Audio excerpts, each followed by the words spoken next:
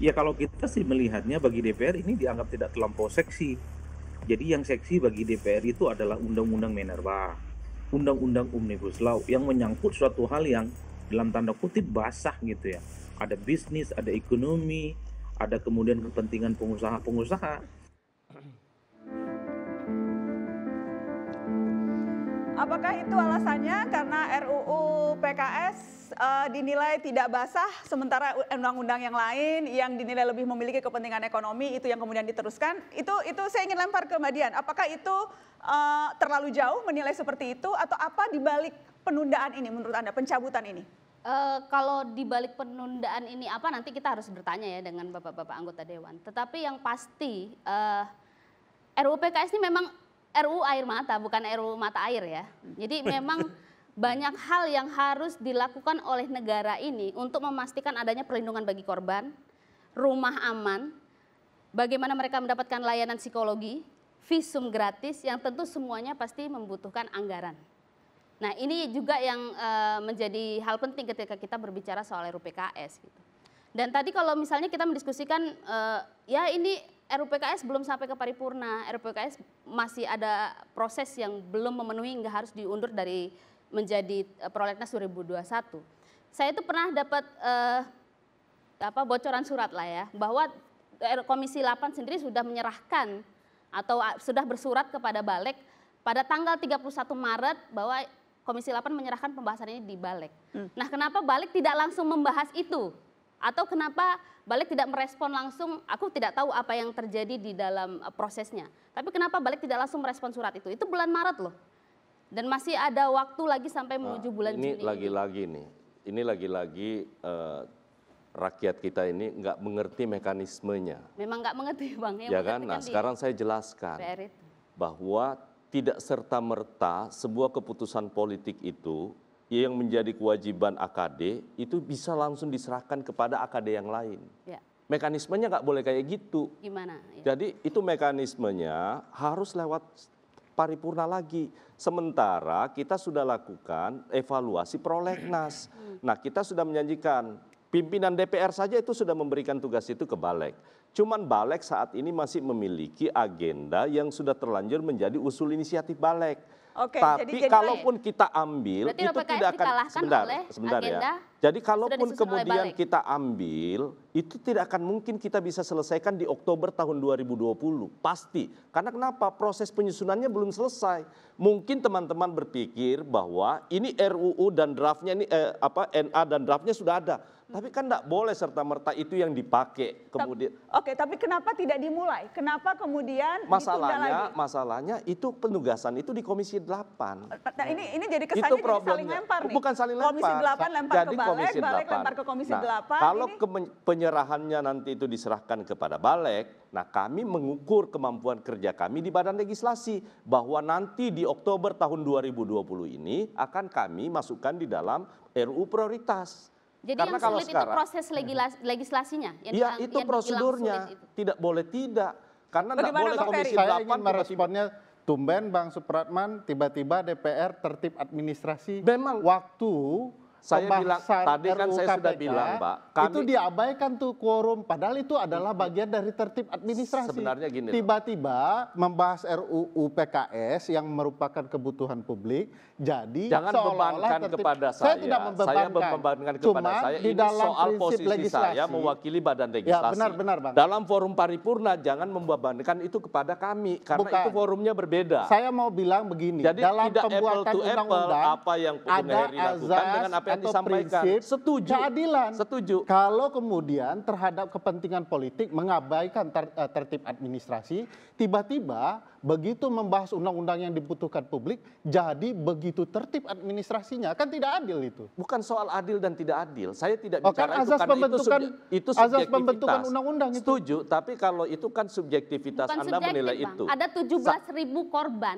saya kekerasan mengerti, seksual saya paham. se-Indonesia. Semua yang masuk RUU 50 RUU itu semua itu kan sudah kita putuskan prioritas.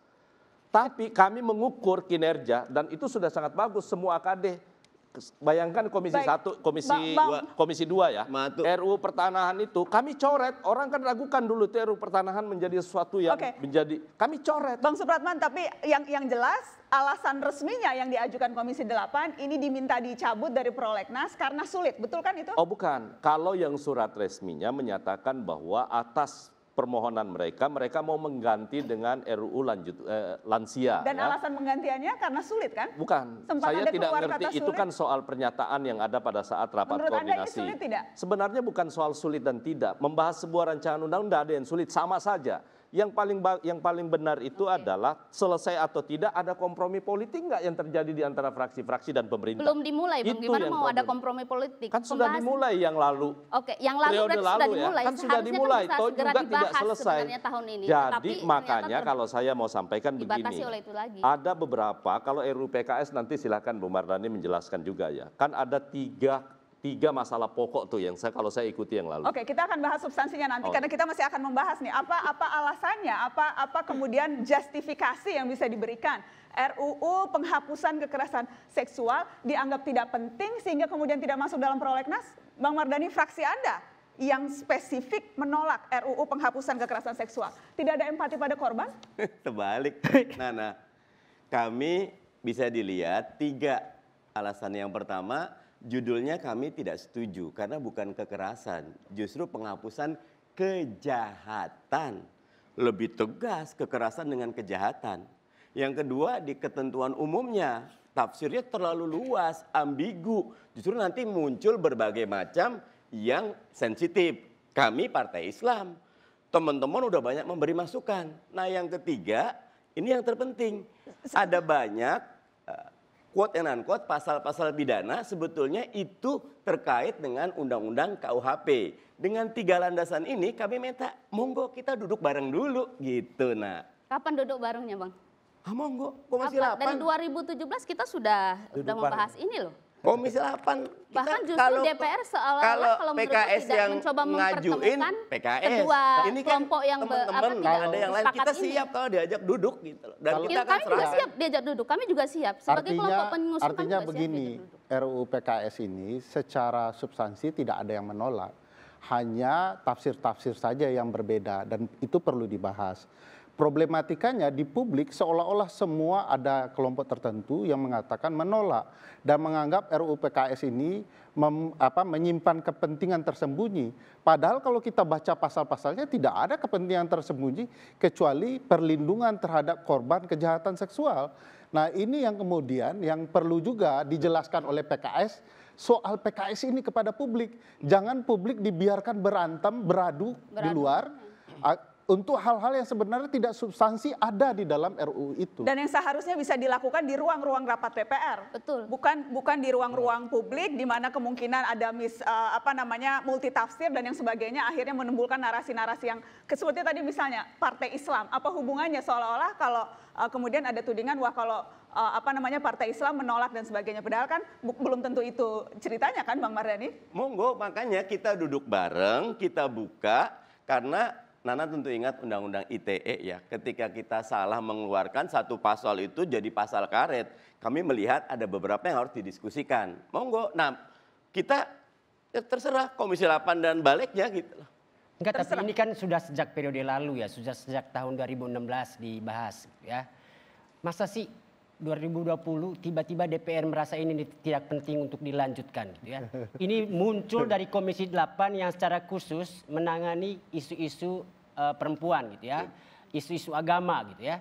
Ini lucu. Tapi sebenarnya komisi yang mestinya diisi oleh ahli-ahli soal isu-isu perempuan gitu, isu-isu agama, justru terlihat gagap untuk kemudian menanggapi atau merespon apa yang sesungguhnya paling dibutuhkan perempuan dan korban-korban kekerasan seksual. Sebenarnya saya tentu tidak sebenarnya ya tidak adil rasanya kalau kita membicarakan itu persoalan Komisi 8. Karena mereka tidak hadir di sini. Betul. Tapi jadi saya ingin spesifik mengundang Komisi 8 tapi dikatakan itu sudah diserahkan ke balik. Ya, jadi makanya saya ingin menjelaskan. Saya memastikan bahwa Mas Najwa mengundang Komisi 8, mengundang spesifik juga PKS dari Komisi 8 tapi mengatakan kami serahkan ke balik itu semua sudah jadi tanggung jawab. Benar. Nah, jadi Anda harus mewakili Komisi 8 justru di sini. Karena itu saya ingin menjelaskan begini bahwa RUU PKS kita kan punya prolegnas jangka menengah, ya kan? Jangka menengah itu kita sekian banyak prolegnas, termasuk salah satunya kita tidak mengeluarkan RUU PKS itu dari prioritas jangka menengah. Kita tidak keluarkan. Artinya setiap saat pada saat rapat evaluasi prolegnas yang akan datang, itu akan kita masukkan. Cuman kenapa kita keluarkan sementara? Karena Komisi 8 meminta itu bisa langsung diberikan kepada Badan Legislasi atas persetujuan pimpinan. Kami menganggap kalau kami lakukan itu kita melanggar tata tertib DPR. Yang kedua, beban kerja Badan Legislasi saat ini itu udah luar biasa banyaknya. Dan jadi RUU kami PKS harus menyelesaikan. Bukan tidak terlalu Karena penting. kalau tadi katanya beban kerja terlalu banyak, kenapa merasa RUU PKS tidak penting untuk dijadikan beban kerja yang paling atas? Ini masalahnya kan waktu kerja kita ini untuk periode 1 tahun ini itu akan berakhir di Oktober. Prolegnas 2021 akan ditetapkan di Oktober 2021. Siapapun komisi ataupun alat kelengkapan DPR yang mengambil alih itu, saya pastikan tidak akan mungkin selesai. Apalagi kalau tidak dibahas. Oleh karena itu. Apalagi kalau dibahas saja belum. Bukan, nanti Mbak Nana kita sudah ya katakan bahwa di periode di tahun 2020 Oktober akan kita masukkan kembali. Ya janji lagi Mbak Nana, janji lagi. Ya pasti akan. Dulu kami juga dijanjikan carry over, tapi ternyata gagal di carry over karena tidak memenuhi administrasi. Yang janjikan siapa? Komisi 8. Komisi 8 menjanjikan. Kok bisa Komisi 8 janjikan carry over padahal kewenangannya bukan di Komisi 8. Bahwa nah, itu yang saya maksudkan Mbak itu harus pahami mekanismenya. Yang tentukan soal carry over itu ada di Badan Legislasi bersama pemerintah dan DPD, bukan oleh AKD yang lain.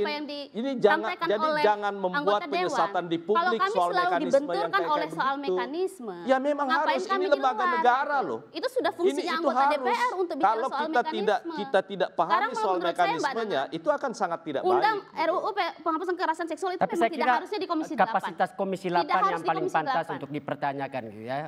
Walaupun tidak ada di sini anggota Komisi 8, tapi kita bisa mengatakan ini ke publik itu atau balik gitu ya. Tapi balik juga saya kira. Saya justru sebenarnya kalau kita mau jujur ini kepada publik, tadi kan sudah dikatakan bahwa ada pengakuan yang jujur kepada DPR bahwa ketidakmampuan.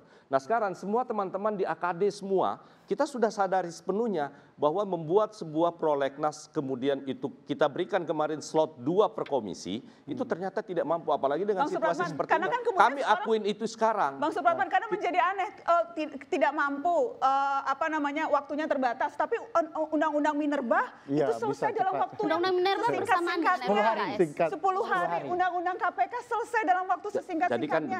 Tapi undang-undang PKS kita tidak ada waktu karena kita mohon maaf. Karena itu tadi berarti itu tergantung. Jadi berbeda substansinya yang berbeda. Kalau kayak seperti di Komisi 8, kan prioritas mereka itu undang-undang penanggulangan bencana dan itu sudah dijalankan. Makanya Mbak Nana, kami kalau kemudian dipaksa mereka untuk bekerja juga, pasti tidak akan selesai. Seperti di Komisi 7, saya tentu tidak bisa campuri. Karena yang mereka prioritaskan adalah RUU tentang Minerba. Ya kalau selesai ya wajar. Jadi Mbak Nana, itu yang harus dipahami oleh teman-teman gitu. Oke, artinya memang tebang pilih. Mbak Nana, bukan soal tebang pilih, memilih iya, pasti harus ada bukan tebang pilihan. pilih, tapi harus memilih. Harus memilih. Oh, ini bahasa harus memilih bukan harus ada yang dikorbankan, Mbak Nana, harus ada yang dikorbankan. Yang dianggap tidak penting itu yang bisa dikorbankan. Dan apakah yang dikorbankan perempuan korban kekerasan seksual? Setelah pariwara kita akan bahas.